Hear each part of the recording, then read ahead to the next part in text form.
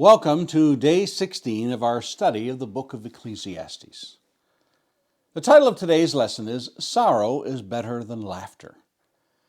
Our passage for today comes from Ecclesiastes chapter 7, verses 1 through 7. A good name is better than precious ointment, and the day of death than the day of birth. It is better to go to the house of mourning than to go to the house of feasting, for this is the end of all mankind, and the living will lay it to heart. Sorrow is better than laughter, for by sadness of face the heart is made glad. The heart of the wise is in the house of mourning, but the heart of fools is in the house of mirth. It is better for a man to hear the rebuke of the wise than to hear the song of fools. For as the crackling of thorns under a pot, so is the laughter of fools. This also is vanity. Surely oppression drives the wise into madness, and a bribe corrupts the heart.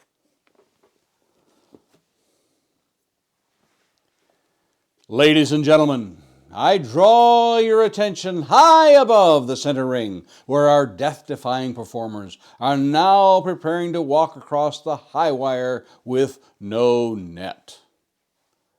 Can't you just picture that circus scene? That booming voice tempting fate with the lives of those performers, risking everything while entertaining the crowds. Ah, the life of the high wire act. Always something taller, longer, more dangerous, perched as it were above death itself below. Doesn't life itself seem like that high wire act performance? Trying to keep oneself balanced in our walk so as to not plunge to our demise below. One side is too much of one thing and the other is just the opposite, too much of the other. You try with all your might to keep that balance right in the middle. Solomon begins yet another string of thoughts here in chapter 7. They seem to be proverbs, contrasting one extreme against another. A reminder of his teachings from Proverbs. But a closer look seems to shake us into a reality that doesn't seem to quite square up with what we might think of as reasonable. Yes, a good name is better than precious ointment. That's pretty straightforward and easy to grasp. A wise person would come to that conclusion and not disagree. But now Solomon plunges into a cynicism when he says, "And the day of death than the day of birth." Really, Solomon? Where is this coming from? There's no tightrope walking here. He jumps headlong into a sullen, desultory outlook on life. But wait, there's more. It is better to go to the house of mourning than to go to the house of feasting. Talk about throwing a wet blanket on life. I think it's safe to say that we've all met someone who just seems to find something negative to say in every situation. Like they say about the pessimist, he has a problem for every solution. We almost come to the conclusion that what Solomon has embarked upon is a journey into darkness and despair. That is, until we ourselves go back and reflect upon what he has said previously. We go back to Ecclesiastes chapter 2 and verses 1 through 3.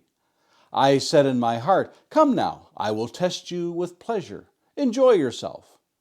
But behold, this also was vanity. I said of laughter, "It is mad," and of pleasure, "What use is it?" I searched with my heart how to cheer my body with wine, my heart still guiding me with wisdom, and how to lay hold on folly, till I might see what was good for the children of man to do under heaven during the few days of their life. Perhaps now we can begin to connect the dots. What is the cure for the life given wholly to pleasure and laughter? Solomon now proceeds to give the remedy. It is obvious that a good name, which can be gained in a lifetime of pursuit of such, is better than precious ointment, which may lose its pungency in a matter of hours, and then is no more. But why is the day of death better? A hard-fought battle to win a good name is a lifetime's pursuit, and that is what awaits a babe in the cradle. And who knows if that battle will be won? Such is the house of mourning, wherein one may contemplate the seriousness of life surrounding death, and the brevity of life. Who of us has not stood before the coffin of a loved one, or even a complete stranger, and not wondered at the meaning of life? Solomon had seen the vanity of the house of feasting, wherein a heart's only want is that of merriment and pleasure. These stand in stark contrast and couldn't be further apart as it pertains to the gravity of the mind. In one, the soul seeks for meaning in the path of life. In the pursuit of pleasure, it only wants for more pleasure. And even Solomon said of those who loved wine and mixed wine, even after they have felt the blows of drunkenness, their only thought is, when shall I awake? I must have another drink. In Proverbs 23, verse 35. Solomon had spent a considerable amount of time in contrasting the way of wisdom and the way of folly in his work of Proverbs. Consider these, Proverbs 13:16. Every prudent man acts with knowledge, but a fool flaunts his folly. Proverbs 15:14. The heart of him who has understanding seeks knowledge, but the mouth of fools feeds on folly. Proverbs 16:22. Good sense is a fountain of life to him who has it, but the instruction of fools is folly. Proverbs 21:17. Whoever loves pleasure will be a poor man, and he who loves wine and oil will not be rich. And finally, Proverbs 23, verses 20 and 21. Be not among drunkards or among gluttons, eaters of meat, for the drunkard and the glutton will come to poverty, and slumber will clothe them with rags. On and on Solomon goes in speaking of the life given to wanton pleasure at the expense of a life of seeking wisdom. As he comes near the end of this discourse in Ecclesiastes, he declares a truth that is often hard to bear. In verse 5 of Ecclesiastes 7, it is better for a man to hear the rebuke of the wise than to hear the song of fools. For so he often said in Proverbs 17:10, a rebuke goes deeper into a man of understanding than 100 blows into a fool. And again in Proverbs 27, verses 5 and 6, better is open rebuke than hidden love. Faithful are the wounds of a friend, profuse are the kisses of an enemy. Solomon compares the laughter of fools to that of the crackling of thorns in a fire. Loud and flashy, but soon gone, and gives little advantage to the one who is cooking. Solomon ends this passage the way he began in comparison of one's reputation.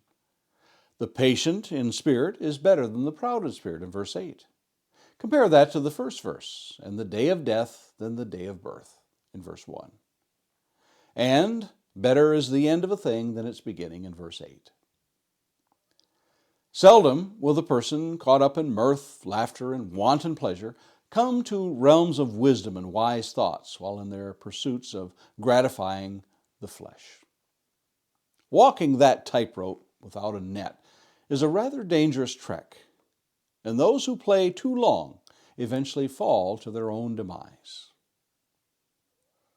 Have you seen those who are caught up in the ways of pleasure in this life? Have you noticed the price they pay?